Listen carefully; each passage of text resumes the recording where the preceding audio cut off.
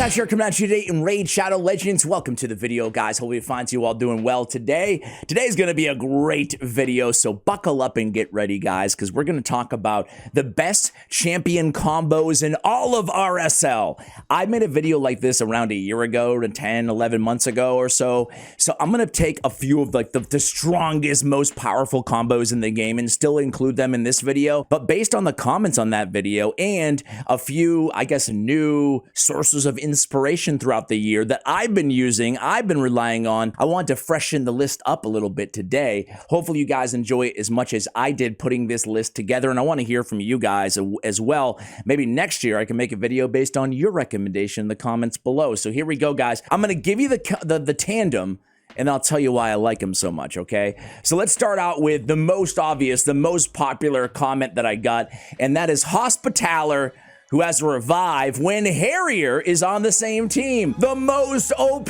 broken combo in all of Raid Shadow Legends. Plarium, if you're watching, if you're listening. Hey, where are you? Come here, listen to him. Nerf this combo. Too strong. I'm kidding. That's cool. Ouch. But that was the #1 comment that you guys said in the last video. You're always giving me grief, guys. The real #1, or not in no particular order, but the real #1 combo kicking us off today is actually going to be Corvis the Corruptor, right? I love Corvis. He has a buff extension and a debuff extension on a 3-turn cooldown on his A2, right? And then he's got an AoE ×2 with 4 poisons landing plus poison sensitivity on his field research. Really cool champion, even aesthetically. I love these vibes, man. It's just like the Black Death, the Black Plague, Doctor vibes. I really, really like Corvis the Corruptor.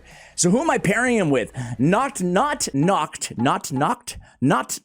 the Paralyzer, even though I love Knocked, but I'm actually pairing him with King Gallcobar, guys. King Gallcobar is really, really cool. On his A2, he's placing poisons. He's also placing block buffs, and he's removing buffs from all enemies, so a really powerful ability here. On Hypertrophy, his A3, he's cleansing all allies. For every debuff removed, he's placing a continuous heal on them, right? So we can place the continuous heals, and then we can come in and increase the duration vis-a-vis the A2 of Corvis the Corruptor. Now, also, all those poisons that we're rattling out from Corvis, whenever an enemy under a poison debuff attacks an ally under a shield, which he also has on this ability, it's going to instantly activate a poison debuff on that enemy. Also instantly activates the continuous heal buff on an ally. But if as long as you keep extending the durations on a 3-turn cooldown, it's a beautiful synergy where we're activating continuous heals, we're activating poisons, we're cleansing. It's the whole 9. A really, really cool combo in King Gallcobar, and Corvis the Corruptor can work some magic in basically, you know, most dungeons in the game or Doom Tower. Next up, guys, we don't have to go far here. It's actually going to be White Dryad Nia. White Dryad Nia has this ability. She has, you know her kit, ally protection. She's got the weak version of strengthen, 3-turn cooldown. She's got a cleanse here and a heal, reset the cooldown of target skills by 2 turns, but it's the Broad Roots passive. Whenever this champion is healed, heals each ally except this champion by 20% of the heal. What you can do is there's a lot of different combos that you can pair her with. Like an Apothecary, for example, you can pull off a critical heal, and then you can get that bonus heal. Like a Doom Priest, who won't be mentioned in today's video, but both the passives kind of synergize together, so you get an additional bonus heal. But I decided to pair her with my girl, Syl the Drakes. So the Drakes, it's been a while since we gave you some love on the channel here. Because you were too preoccupied showering your love on every woman but me. So Syl the Drakes, I love her. She's got the stun, she got the revive, obviously, the decreased speed. We all know what Syl the Drakes does. But she also has the heals all allies by 10% of their max HP at the start of each turn with the increased speed. So it's a really nice synergy here. We get the heal on everybody, then we get the bonus heal, and this happens every single turn. You can put her in like a relentless set, and you'll get the heal plus the bonus heal. Plus, they just synergize really nicely together. Even if White Dryad Nia's A2 goes to, you know, the Wingbeat Flurry or the Revival if you need it, right? So if the Revival is not on cooldown because nobody's dying, it's going to go to the AoE. It's already on a 3-turn cooldown, so we can heal Syl the Drakes, we can reset this, and we can re-stun more enemies with that A2 of White Dryad Nia. So figured we'd give it a call out between Syl and White Dryad. A nice dynamic duo when it comes to, well, healing and keeping people alive. And if not, stunning them or reviving them. All right, next tandem, guys, is going to be, you may have heard of this champion. You may have seen him in the arena. I don't know. Sun Wukong? Does it ring a bell for anybody? This dude's everywhere. And personally, my favorite tandem with him as well, the whole thing about him is this unbeatable Wukong. No cooldown. Revives this champion 100% HP, 100% turn meter, 3 turns after they were killed. So he's generally built on the squishier side. He's gonna die, and then he's gonna come right back to life. And then if he dies again, he comes right back to life again. You guys know how Sun Wukong works. So you could say the same thing, by the way, about, what's his face? Nogdar the Headhunter. You know, in case you don't, I figure everybody has Sun Wukong, though, for the most part watching this. I'm so sorry for the few new players who don't. But I like running him personally with Hephraak. What a cool passive. Whenever an ally is killed, instantly activates one of the hardest nukes in the game, right? On Hephraak's Scorn. It's an AoE with an extra hit on targets with less than 50% HP after the first hit. Why I like this tandem so much is obviously Sun Wukong is constantly dying, right? And then Hephraak goes, it doesn't put the skill on cooldown, so you can still come back and use it again, right? And then it's a 4-turn cooldown. So in a lot of situations, he'll use Prince of Pride to activate Hephraak's Scorn. And then he'll come back around, he'll grant you extra turn, he'll take another turn, he'll actually use Hephraak's Scorn. And if everybody's not dead yet, then Sun Wukong is just gonna die again, and hopefully it's been 4 turns, and then boom, everybody's hit again. So I really like the synergy between Hephraak and the ever self-reviving Sun Wukong. All right, next up, guys, is good. Let me know who your favorite tandem would be in terms of, especially in the arena. I'm talking specifically, excuse me, although you could use them in other areas, live arena or regular arena, with those two being your damage dealers, buff removers, etc. It can be really annoying. I had a really fun video, oh gosh, about a month ago now, talking about the undying or whatever arena team. It was Nogdar, Sun Wukong, Hephraak, and Cardinal. Hephraak was in Stone Skin, dude, and it was just insane. Like, having all of those self-revivers on the same team, it was one of my more fun videos I've released in a while. Check that out in case you missed it. All right, guys, this was probably number 2, and you can see why I didn't mention it. Shame on me, I'm obviously biased against, because I have no friends in Raid Shadow Legends. Chronum, I don't have them, but it's actually Chronum and Jamarsa. That's how you say it, right? So Jamarsa is a really cool, actually, I really like, both of them are good, but Jamarsa is very unique. Whenever an ally uses an active skill, has a 20% chance of decreasing the cooldown of that skill by 1 turn, and you book it down to a, 0 turn cooldown. That's a really, really, phasing is such a unique and cool passive. She also revives. She's got a heal. If this skill is used on Chronum, it will instantly activate, his Berserker's Delight, okay? He also has some synergy on that A1. But then Chronum, we go to the Berserker's Delight ability. This is his big money ability. It's a 3-time at random each hit with a 100% chance of instantly activating burns on each target with a heal there, right? So obviously instant activation is the key means of damage in so many areas in this game. So you can use them anywhere that you want a great burner tandem, right? Specifically Ice Golem hard, but it's really nice to instantly activate that Berserker's Delight and self-sustain, both of them on the same team as well. I'm sure there's other areas that you'd want to abuse this tandem. You guys let me know in the comments other areas where you use Chronum and Jamarsa together. There we go. All right, guys. One of the tandems that I did mention in the last video, I still think is frankly really good, right? And that's the old school rare combo of Frozen Banshee and Gravechill Killer. Now, there's a a brand new champion, right? And I forgot, is Petrificia? I hate this name. Petrifia. Come on, man. It's not that hard, Ash. My name is Petrifia. Don't call me that ever again. You could definitely sub her right in there for Frozen Banshee, right? I made a whole video about her. She's very, very good. But anyway, I digress. I still think that in the early game, in the mid game, especially, and a lot of you guys, I hear from you all the time, right? Still getting utility out of Frozen Banshee and Gravechill Killer together, especially free to play and beginners out there in the game. It's definitely a formidable combination, right? They were released the same day, essentially, in the game as part of the Battle Pass and Frozen Banshee, the first one ever. We've got a 2-time hitter with poison, big version on each hit if they're under poison sensitivity, which she has on her A3 on a 3-turn cooldown, right? Now, if we go over to Gravechill, the next champion over, she has a poison big version on her A1 as well, which obviously synergizes with the poison sensitivity. She also has decreased defense, the big version of decreased defense if the target's under a poison, which is almost always going to be the case. So now she can be your main debuffer for Clan Boss, and then she's attacking 2 times, each hit with a weak version of poison on a 3-turn cooldown, but the big version if they're under poison sensitivity, which Frozen Banshee has on a 3-turn cooldown. So you guys can see the synergy between these 2 champions. Again, they're not going to be seen a lot in the late game, but whether we're talking Dragon's Lair or Clan Boss in the early game, they're great progression tandem who, again, just help a lot of players out. Okay, next 2 guys. Some of you might call me crazy. Others might know what the heck I'm talking about here, because I think that Constantin and Vlad might be the most disrespected and underrated champion tandem in the game. Constantine, man, he smacks. He's got pretty good base speed for a nuker, 105.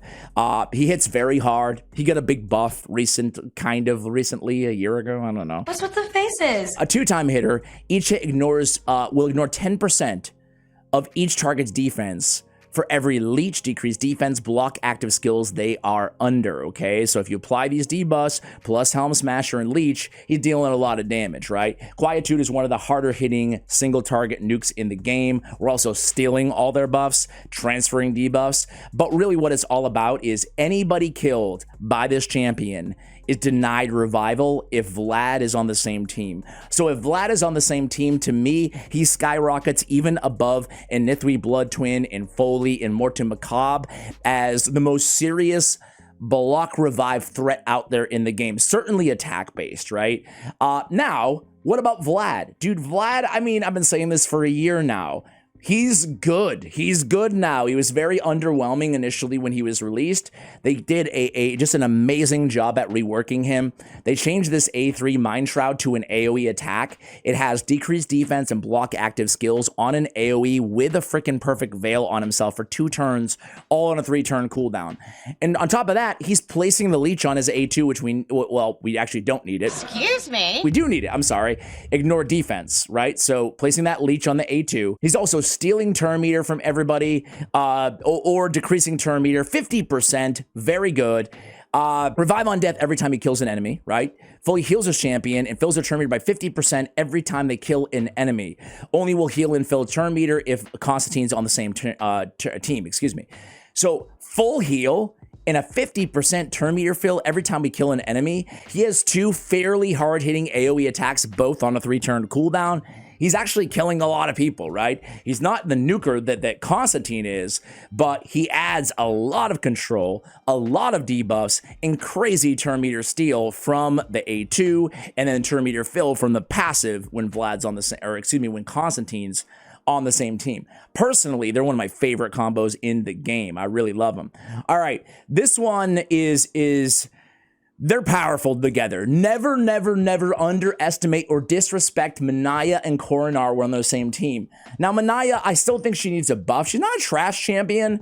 She's just like 1 buff away from having really good utility outside of Khoronar, in my opinion. Of course, you can use her for progression no matter what. She's a good healer, you know.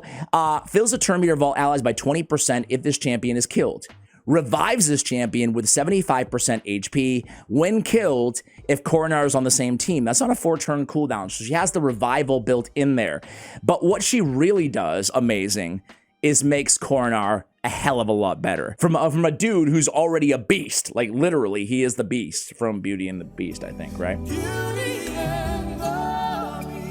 I only have a few shorts here, YouTube shorts on the channel, and one of them is the top 5 Disney villains in Raid Shadow Legends, and he was, yes, he was the Beast. Please stop watching it. Check out the A1. Attacks all enemies 2 times on an A1 instead of 1, And the chance of decreasing each star's turn meter is 100% if Minaya is on the same team. So we get, it does have a damage decrease to go along with the extra hit, but it's a crazy control ability, right?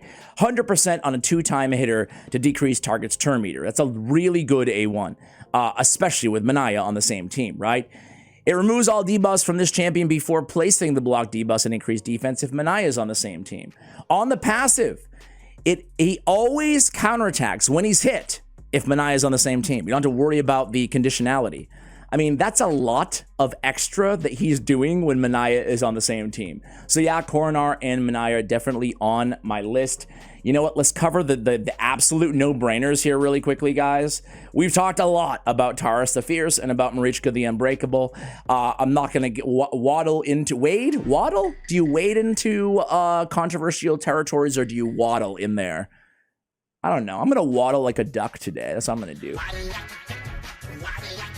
I'm not going to talk about their nerfs or buffs or if they should or shouldn't. I'm just going to talk about how dang good they are when they're on the same team. Even when they're not on the same team, they're still two of the best damage dealer / support champions in the game, really bar none. I mean, I don't have Taurus, but I do have Marichka, and I use her in live arena, in arena all the time. I could use her in so many other places too. Anywhere you need one of the best healer supports in the game, I guess, right? Anyway...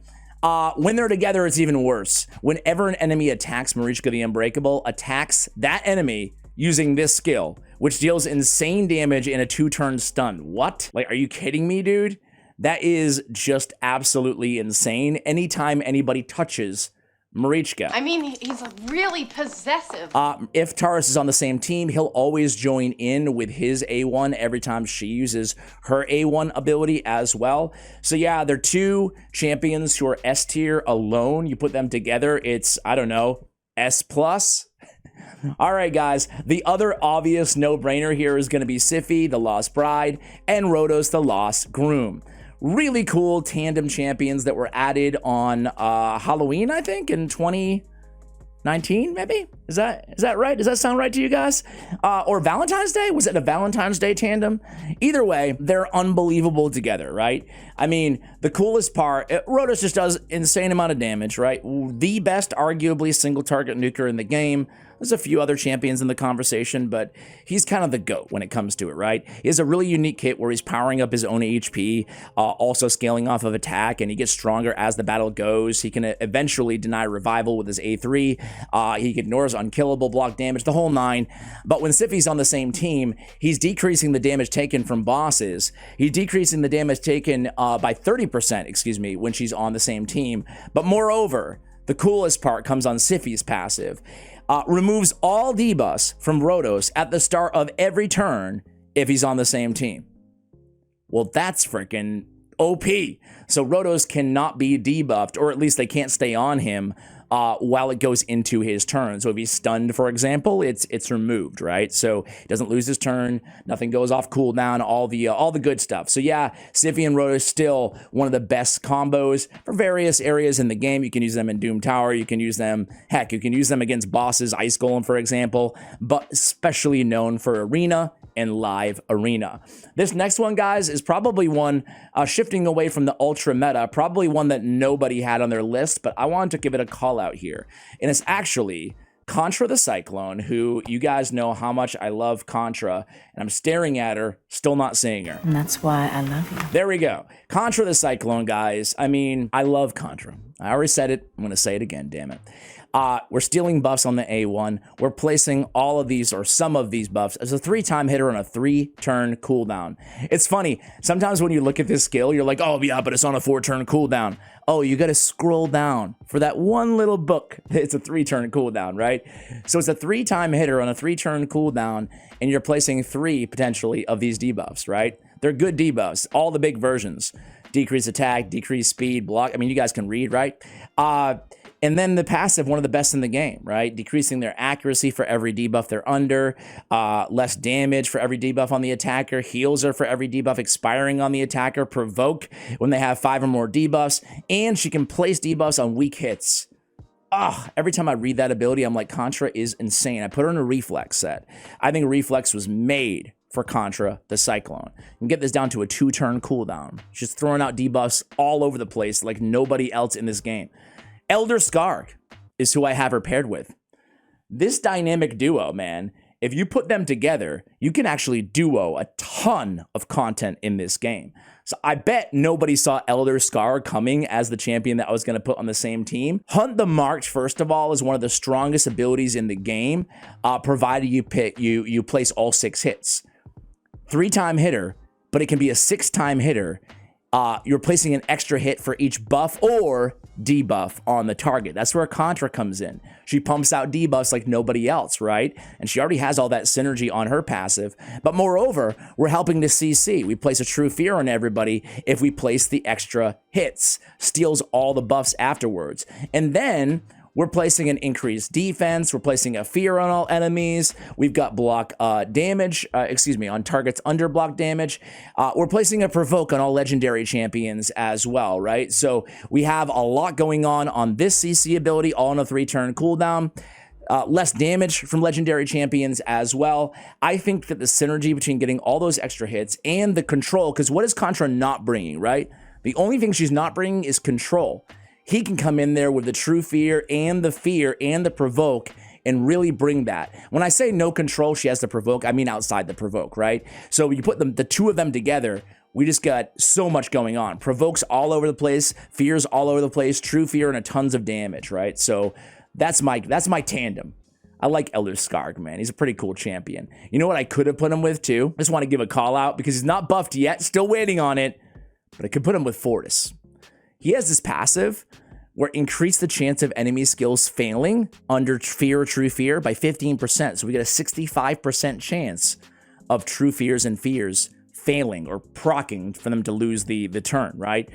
Really cool. Then he can unlock his Astral Terrors as well. I can't wait to see what they do with this champion. I hope he's really, really good. If he is, then Elder Skarg will replace Contra the Cyclone.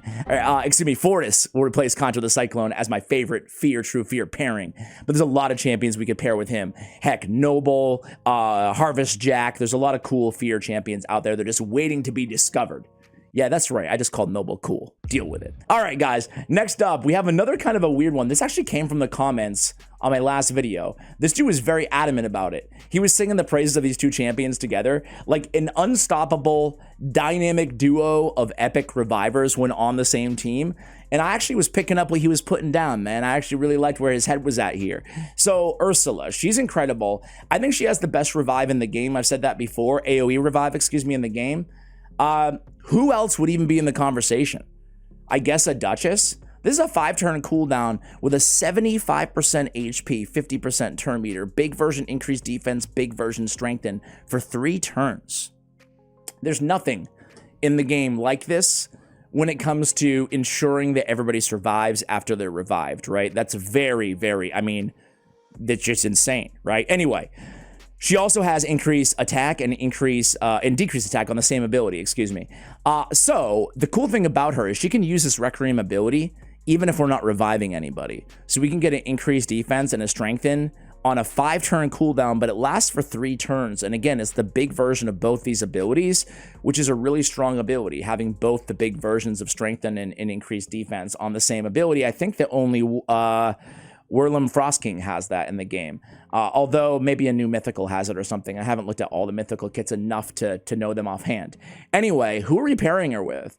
We're going to pair her with Godseeker and Neri. Now, Godseeker and Neri, I wanted to originally pair her with Walking Tomb Drang because I used the 2 to solo Sand Devil 25. And I think that Godseeker and Neri, you can make the case she's the best epic champion in the game. But when you put them together, the reason that he was, whoever it was in the comments, was talking so, he was so high on the synergy together is because Quests for Meaning is going to extend the duration of all buffs on all allies by 1 turn. So it's going to take the strengthen and increase defense and essentially bring them up to a 4-turn cooldown, or 4-turn duration, which is really cool, provided you get the timing right. But even in addition to that, she's going to increase the duration of the increased attack, bringing it to potentially 3 turns from that A2. And then when you put them together, she has Rise of Glory, where she can revive somebody and reset the cooldowns of all of their skills. And then she has Guardian Angel, which will preempt the death, of an ally at the same time. And then she's healing. So why are they a dynamic duo? Well, yeah, the buff extensions, but it's very tough to kill a team when we have this synergy together. Think about it this way. What if Ursula the Mourner dies? Well, we'll preempt the death, but what if we don't preempt the death? What if this was already on cooldown? Well, we can reset the cooldown of her revival and revive her, right? She can come in and revive everybody else, put a 3-turn, or if there's no one else to revive, put a 3-turn buff. We come back in here, we heal everybody, and we extend the duration. It's so tough to kill a team with both of the best epic revivers in the game on the same squad, given the other utility, especially in Godseeker and Neri's kit as well. So I really like that call out. It was an interesting one. All right, guys, now we have another rare combo on the list. Trying to spread out the rarities a little bit for you guys. It's actually going to be Apothecary. Apothecary is only a couple champions in the game that can score a critical heal. He has it on the Soothing Chant, which is a 2-turn cooldown, okay? Now, who synergizes really well with heals in this game? Who's a rare champion, right? If you said, I know there's a few of you out there saying it, if you said Ironclad, you were absolutely correct. Now, Ironclad, he can be a combo all by himself with like immortal gear, right? And is healing himself. Or you can put him with a champion like Vrax. Frankly, there's a lot of different, combos with Ironclad because of his passive. When healed, will attack all enemies, inflicting damage proportional to any surplus heal. Damage inflicted is equal to 50% of the surplus heal. So the damage isn't going to be absolutely insane, but if you have a small 2-turn cooldown from Apothecary, you can put Ironclad in 2 different builds. I mean, there's a lot of different builds, right? You can put him in a toxic set, or you can put him in a stun set. He can be an amazing control champion, or he can be pumping out the small versions of poisons out there, adding to his damage. So it's great with Apothecary again, because even though it's not every single turn, it's a really big heal. You'll get a lot of surplus, and it's on a 2-turn cooldown. So I really like that combo there. All right, guys, let's go with another kind of more obvious one, but there's no way in hell I'm leaving these 2 champions off the list. You can make an argument they're the best epic combo in the game, and it's the sisters, Skullcrown and Sinesha. They have the inverse ability on their A1, whereas Skullcrown's attacks all enemies and extra hit on targets with more than 50% HP. Sinesha has the opposite. So if they're on the same team, it would behoove you to position Sinesha ahead of Skullcrown. You get what I'm saying that, right? Because even like on an ally attacker or blender team, for example, whoever's positioned closer to the beginning is actually going to go first, right? So we want Sinesha to go first. That way she places an extra hit on targets with less... You got false information. I'm sorry. Skullcrown's going to go first. Skullcrown's going to go first. Place an extra hit on targets with more than 50% HP. And then Sinesha will place a hit after that on targets with less than 50% HP. She has another AoE. Amazing control in a stun set. Amazing damage in Savage or Lethal, right? And she has Unkillable, and she's reviving herself with 30% HP when she dies, which is tough to kill because she has Unkillable on her other passive. When Sinesha's on the other team, or on the same team, excuse me. On the other team would suck. Sinesha, as I said, enemies at less than 50% HP, and then she has a great put target skills on cooldown, a great lockout, and then one of the best heals in the game as well. So she doesn't get a companion ability, which is kind of lame, but they're just the natural synergy of their kits together makes up for that in a big way. All right, guys, we're gonna stay here for a moment because another champion that I don't have, but look they're right next to each other. I decided to go all out. There's gonna be a lot of poison champions, which frankly I snub in this video because I could sit here and make an entire video on, I don't know, Tomb Lord in Xavia, Eleanoril in Taurus, and I actually called out a lot of those like poison combust combos in the first video, so I don't have a ton of them in this video, but shout out, honorable mention to all the Eleanorils and all the Xavia combos in the game. I do have one, and I think it's I guess arguably the best, but there's so many good poison combos out there. But instead of making this video all poison combos, I gave it to Teodor the Savant and Calvalax. Calvalax places 4 poison debuffs on all enemies for 2 turns at the start of each round. has a 50% chance of placing 2 poison debuffs on all enemies for 1 turn at the start of each turn, okay? He also is doing extra damage based on poisons, has an AoE, more poison damage, enemy max HP. But obviously, Teodor is coming in, and he is placing 2 poisons as well as poison sensitivity, increased speed, and then he's increasing the duration of all those poisons placed by Kalax, and then he's instantly activating them. So it really comes in from the increased duration, given the quantity of all those poisons, potentially 6 that we're doing basically every round and first turn from Kalax. It's insane. So we increase duration and then we instantly activate. What more do you want, right? If you just wanted a bigger initial bang, then it would be like Eleanor and Xavier. Eleanor and Kalax. But again, I'm splitting hair here. Let's go ahead and move on to, I do have one more poison combo for you guys. I wanted to choose, instead of just going all legendaries with my poison, I wanted to choose a more accessible combo that requires no legendaries to make a combust team, right? And that is going to be Karam, who is Undead Hordash. Come on, bro. Come on. I haven't used Karam in a long time, to be fair. Rot Away. Attacks 1 enemy, deals damage from all poison debuffs on the target instantly. If the target's a boss, 50% damage reduction on those poisons. But it is an epic poison instant activator, right? So my favorite epic to combine him with is, who we just mentioned earlier, it's Taurus. Taurus is the best, just like, potential poisons, especially on multiple mobs, out of all epics, and it's not really that close. I mean, if we talk about a longer, prolonged poisoner, it would obviously be a Cult Brawler. If we talk about instant activators, it would be, you know, over a longer duration than right away, like Karam. It would be Dark Kael. But in terms of just sheer amount of poisons, Taurus has it, man. This champion receives damage 99% of their current HP, unkillable for 2 turns, places 4 big versions of poisons on all enemies for 2 turns. So Toxic Nova and Karam can be a nice dynamic duo that requires no legendaries to go ahead and pull off. The next one, guys, is going to be, shame on me for not mentioning one of my favorite combos in the game in the first video, and that is Tormin the Cold. Tormin the Cold on his A1 has a freeze, but it instantly activates this skill whenever an enemy under both a freeze and a burn takes damage from the HP burn debuff. Man, you can do some incredible, insane things. Like, Tormin will just never stop going with his A1, right? And this can work in the arena, it can work in Spider, it can work, you know, anywhere. It can work in Frost Spider, right? And who I like to pair him with, guys, is a Demon Spawn epic by the name, and this guy is another dude who could have been paired with like 100 champions, any burner essentially, right? For Spider, like a Mordecai or a Skank or something like that.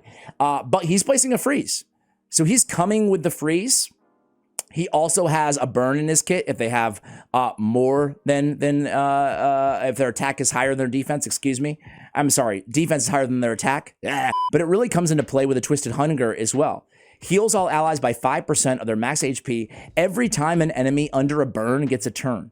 Fills a turn meter of all allies by 10% every time an enemy under a freeze debuff gets a turn. So as long as we can ensure that a burn is going off or a burn is being applied, so if you have like a Skank, for example, you can get a triple synergy here, potentially, right? If I had H.I. the Wender and Tormin and a burner, I can freeze, I can burn, and I can turn meter fail, and Tormin just non-stop A1s. It's really insane, right? So I like running Tormin and Achak. My favorite burner to combine them with is going to be Skank, as I mentioned earlier. An AoE burn, 3-turn cooldown, void affinity, so you don't have to worry about affinity matchups. All right, guys, I have another epic one for you, and it's going to be Thylesia, and I won't tell the other one just right this second. Thylesia on her A1 has a 50, make it a 70% chance of applying a debuff spread, okay? You can book this up to 75% with Sniper Mastery as well. It will work on this. Taking one random debuff from the target and placing it on all enemies under Hex. So you get a debuff spread on the A1 at a 70% clip. That's very good.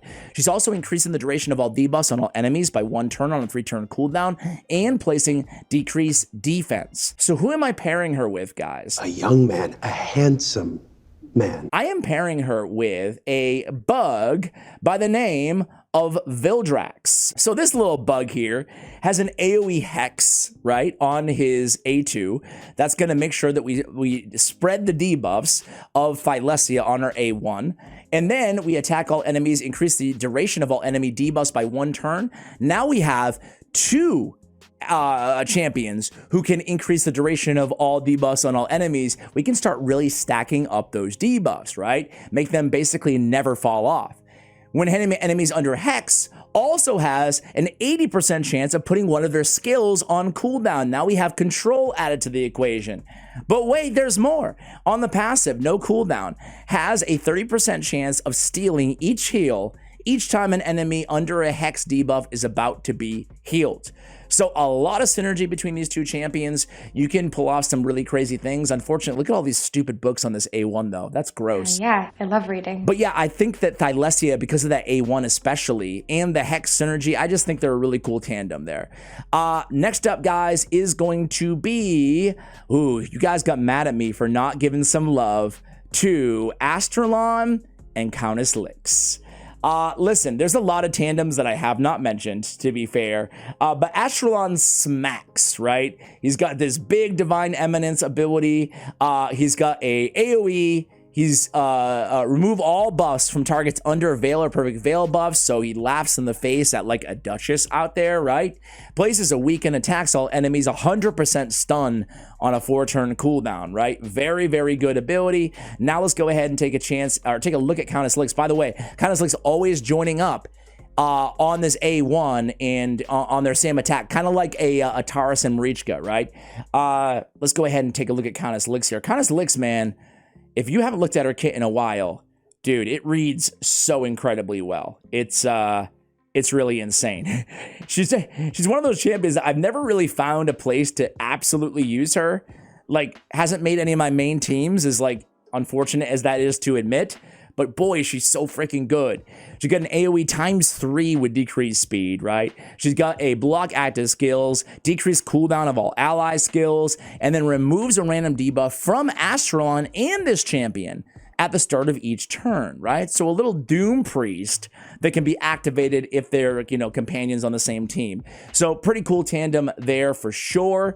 I wanted to, you know what, guys? I was talking about Fortis earlier. I thought of another one just off the cuff. I don't even know why I thought of this. Just saw him and I thought of it. Fortis, actually, who would you run Fortis with? I actually think that Mashald might be the best dude, because you get a True Fear essentially on a 2-turn cooldown because you get the extra turn.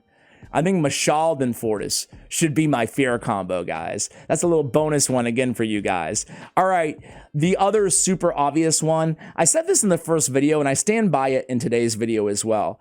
I do think that Cupidus and Venus, trying to think of who else would even be in contention here. I think they're the best tandem in terms of existing, like, they make each other that much better when they're on the same team. You put them solo, and I think that Cupidus is pretty good, and Venus is really good, but you put them together, and I think they're just both insanely good, right? For the arena, for Hydra especially. AoE on the A1, AoE on the A2 with the burn, and then a hard-hitting A3. Moreover, he's bringing his own increased attack. Always counterattacks when attacked when Venus is on the same team. And that's a hard-hitting A1 ability. And he's doing it every time he's attacked. Just built-in, permanent counterattack. Venus, I mean, she's got the AoE burn, decreased defense weaken, poisons on the A1, but she basically gets another insane ability when she's on the same team as Cupidus. Removes all buffs from all enemies, and then a 50% chance of granting an extra turn. I don't need to tell you how valuable that is, especially in Hydra or in the arena. So yeah, I mean, put those two together, they're going to be on all of my lists as the strongest tandem out there. It's hard not to. They're so freaking good. All right, guys, I have 2 more for you. One is going to be a, what am I doing? What am I? Yeah, I was there. I was right. No, I wasn't. Dark Elf. Okay, it's going to be Ruel, the Huntmaster. So Ruel is really kind of getting good. He smacks. He does a lot of damage. Very squishy though. An AoE extra hit on enemies under Hex. Will ignore defense if there are 4 more enemies under Hex. 3-turn cooldown. He has an increased accuracy on everybody. Remember that, increased accuracy. Then places a Hex on all enemies. Perfect veil on this champion, right?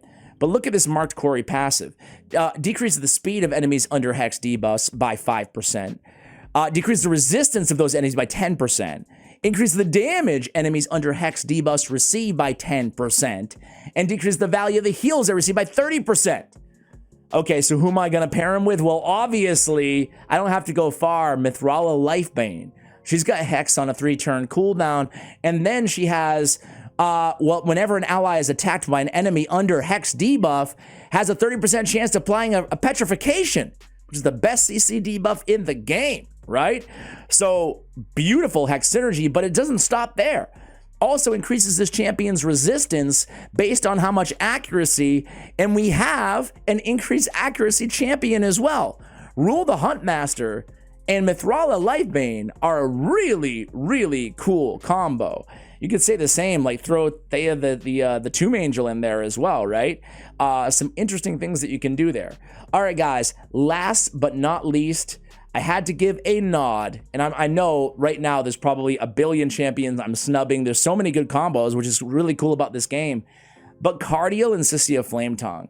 Now, there's not a lot of areas that people run them together outside of Hydra or Doom Tower floors. I guess you could run them against, you know, various Doom Tower bosses if you wanted to as well. But both of them are incredible, and you put them together, it's just like really, really good champions together. We have an ally attack, increased crit rate, increased crit damage. We have the cleanse, revive on death, block debuffs, the whole 9, right? Whenever an ally attacks, has a 30% chance to team up with them, but he always joins Sicia Flametongue's attack if they're on the same team, okay? And then Sicia, I mean, we know her. She's one of the old school OG and still one of the best activators, HP burn activators in the game. But she also places weaken and potentially decreased defense as long as there's 2 enemies under burn, right? So very, very good. And then on her passive, Cardiel's on the same team. All allies will heal by 3% of their max HP from burn debuff instead of receiving damage and losing HP. So she's like an anti-burner. Think about it. If there's ever a really good HP burning boss or something out there in the game, they will skyrocket to #1 because not only will they counter, but they'll heal. It will be like a benefit to get burned. So I wanted to include them. Again, maybe not the most beautiful synergy between their kits, but they're both incredibly good, and you put them together, they're still incredibly good and even a little bit better. When she's joining in Cardiel on every attack, she is increasing duration of burns on a triple hitter as well. So you get all that bonus from all those attacks along with Cardiel, plus his ally attack. So she's just going in with the A1 all the time. Even Giant Slayer procs going off all over the place, right? So I think an underrated tandem for sure. Guys, who did I snub? There's a lot of them. Let me know who your favorite tandem that I did not mention in today's video was. Thank you for watching till the end. And as always, take care, guys.